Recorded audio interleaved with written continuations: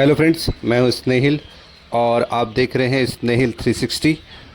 आज की वीडियो में मैं आपको बताने वाला हूं कि जो हमारे पास हमने बटेर का बैच जो डाला हुआ था होली के लिए, सोनाली मुर्गी का जो बैच डाला हुआ था वो हमने अभी होली में सेल किया है।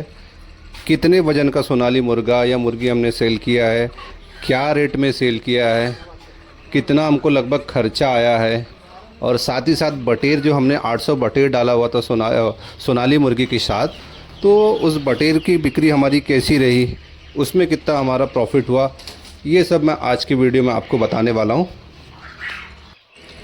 हमने हमारा जो सोनाली का बर्ड है वो 20 जनवरी को डाला हुआ था और अभी आज जो हम सोनाली का वज़न कर रहे हैं वो उनका 64वां दिन है।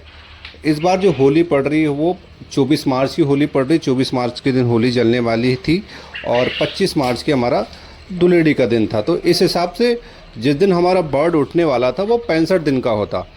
65 दिन के आसपास की फार्मिंग में हमने हमारी सोनाली मुर्गी का वज़न जो किया है, एवरेज वेट जो हमने निकाला है वो 900 ग्राम के आसपास, 900-950 ग्राम के आसपास मुर्गों का वेट रहा है।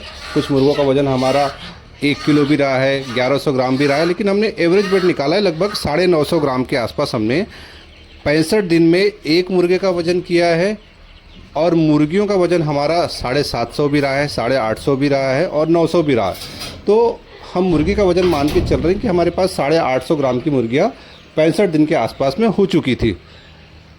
हम जब भी सोनाली की फार्मिंग करते हैं, सोनाली मुर्गी की फार्मिंग करते हैं, तो वो लगभग 75 दिन के आसपास की होती है। 75 दिन उसका एक एवरेज टाइम पीरियड माना जाता है और इन 75 दिनों में ही वो अपना वेट गेन करती है लगभग 1100 ग्राम के आसपास, 1200 ग्राम के आसपास, या आप 1 किलो एवरेज साइज़ मान के चलते हैं।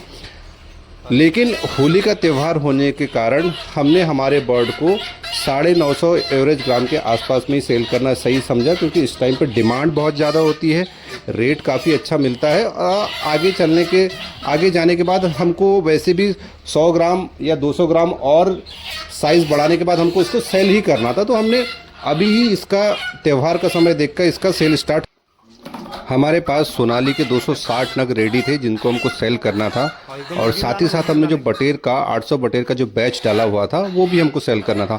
बटेर के बैच में इस बार हमको थोड़ी सी दिक्कत का सामना करना पड़ा।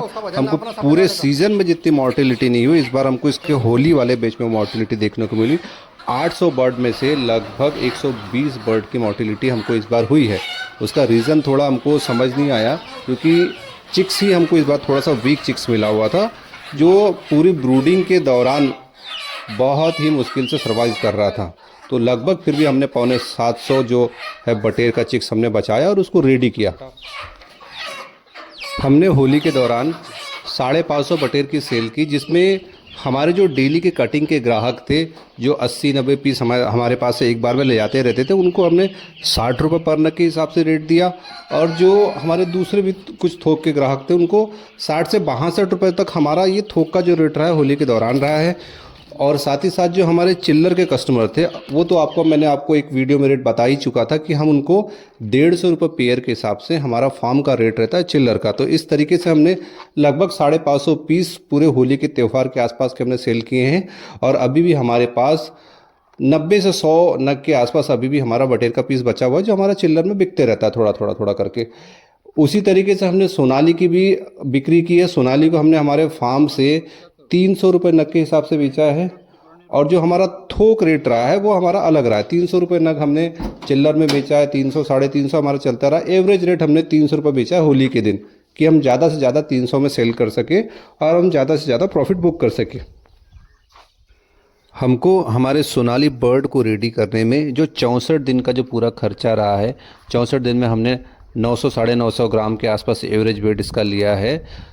तो इसमें हमको रेडी करने में जो खर्चा है 125 से 30 रुपये के आसपास का खर्चा है। 125 से 30 रुपये हम इसलिए बोल रहे हैं कि हमारे पास कुछ छोटा बर्ड भी है, तो हम इसको 125 से 30 रुपये के आसपास का खर्चा मान के चल रहे हैं कि 900 ग्राम का हमको इसका इतना खर्चा हमने इस पर किया है 65 दिनों के आसपास में।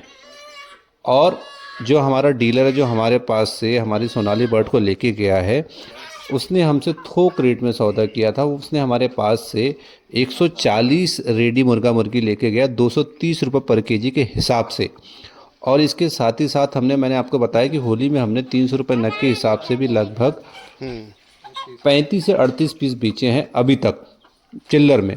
तो इस तरीके से हमने 140 और आप इधर से 35 से 38 लगा लीजिए, तो लगभग 170 से 75 पीस हमने बेचे हैं टोटल होली के दौरान सोनाली मुर्गी के। और अभी भी हम हमारे फार्म से चिल्लर में सोनाली मुर्गी की सेलिंग करते ही रहते हैं। बात अगर सेल की करें तो 140 नग मुर्गा मुर्गी जो हमने ट्रेडर को दिया था, उनका वज़न 126 किलोग्राम आया।